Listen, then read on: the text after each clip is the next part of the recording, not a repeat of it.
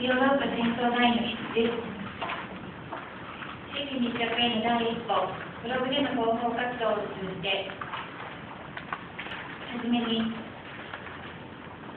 ヨーロッパの理念の一つに、地域に開かれた施設が挙げられています。開かれた施設として、老人保健施設は地域住民に地域ネットワークの拠点の一つであると認識してもらうために、市町村、住民などとの連携を積極的に進めていく必要がありますが、理念には掲げているものの、自分自身受け身になり、施設内での相談や業務にとどまり、地域とのネットワーク作りや、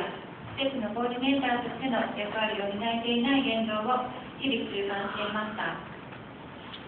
本来、老健は利用者の人権を尊重しながら、出ていく保健、医療、福祉を展開していく、すなわち地域へ出ていくことの必要性が重要視されています。そして、戦争団員はその中核としての任務を担っています。老健も町の姿勢ではなく、出ていく必要があることを再認識するために、今回の研究内容に取り組みました。今回のブログ実施には、当施設からの情報発信を積極的にできていない現状が一つ挙げられます。なおかつ、福祉関係者だけではなく、地域住民に対しての情報発信にもなればという思いから一方法としてブログの活用を提案し、ブログを通じて見てきた成果について報告したいと思います。方法に関しては小6の通りです。はじめに、ブログについてですが、今、全国でも愛媛県内においても、ブログを始めている介護施設、福祉施設が大変増えています。そして、このブログを今回提案した理由ですが、地域住民の方が介護施設に抱いているイメージについてまず考えてみました。ブログ開始前のアンケートより、今もやはり暗いイメージ、原始的な場所といった印象をお持ちの方が少数意見ではありましたが、いることが明らかになっています。閉鎖的なイメージを払拭できない現状には、福祉の現場で働く私たち自身にもまだ生きること、可能性があるのではないかと考えます。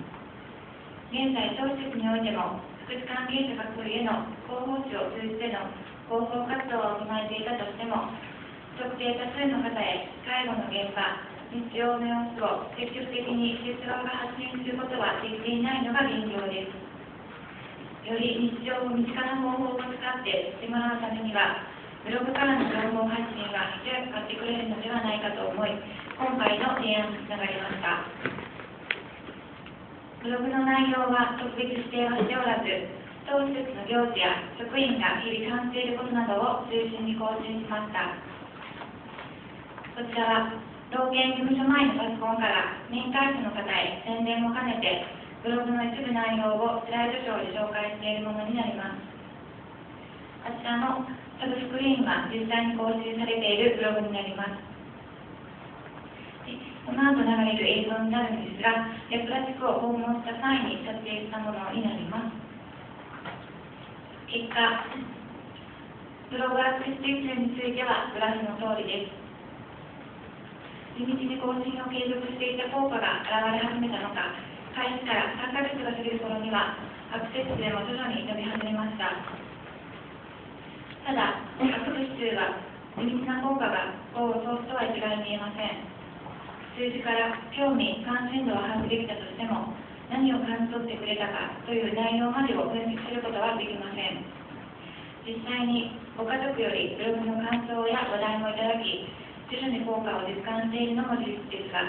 今回はブログを通じて見えてきたグラフ化できない効果に着目したいと思います。目的でも触れましたが、ブログを開始するにあたりアンケートを実施しました。実施の目的は、ブログの数値を測ることともう一つ、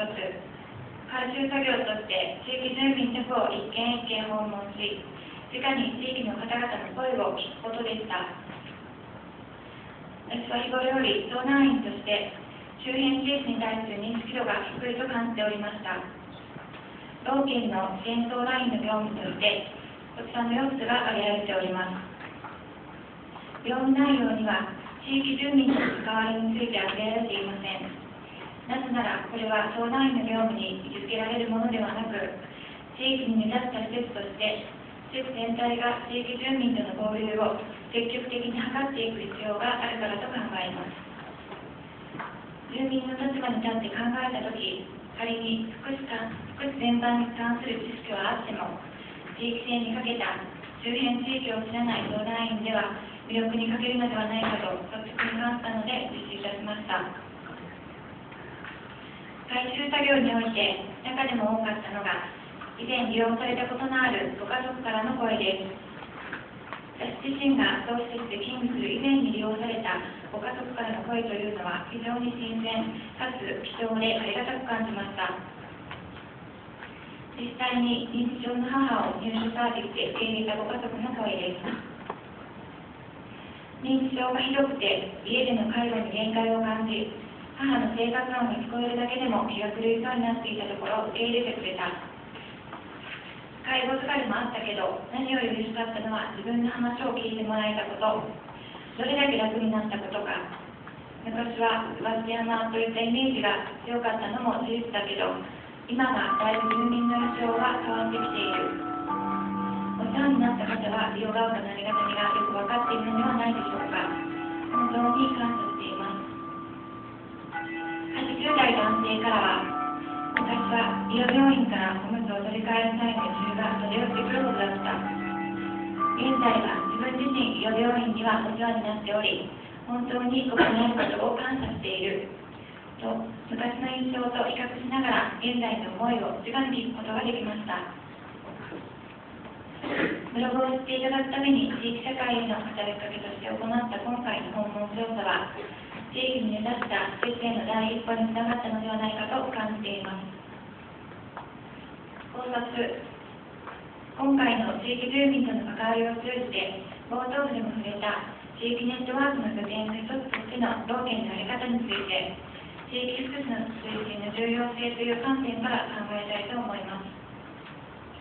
地域福祉の推進については、主にそれぞれの自治体の社会福祉協議会が中心となり、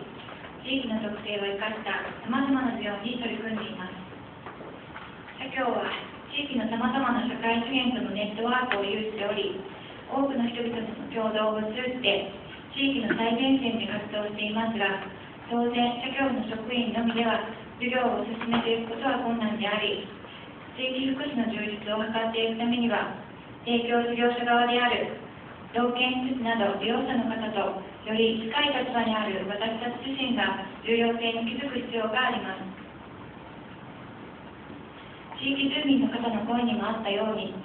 在宅介護に手を挙げ、自宅内での介護に限界を感じているはずなのに、外部に投げかけることのできない現状、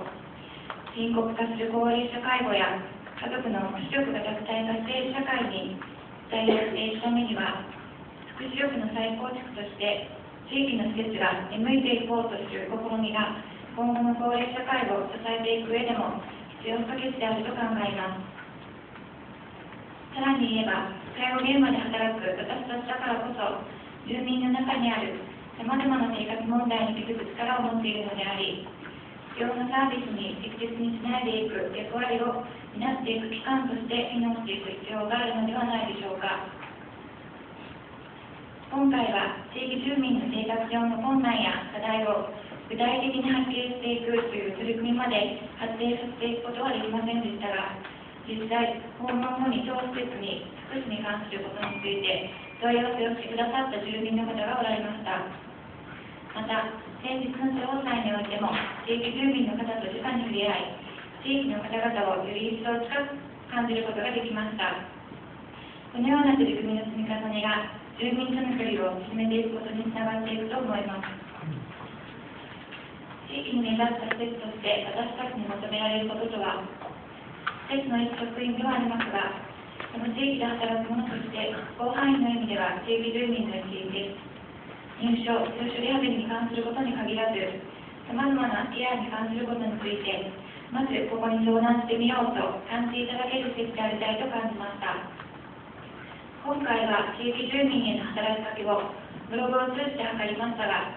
日記感覚で綴ることができるので、職員それぞれの視点と感性を最大限に生かす新しい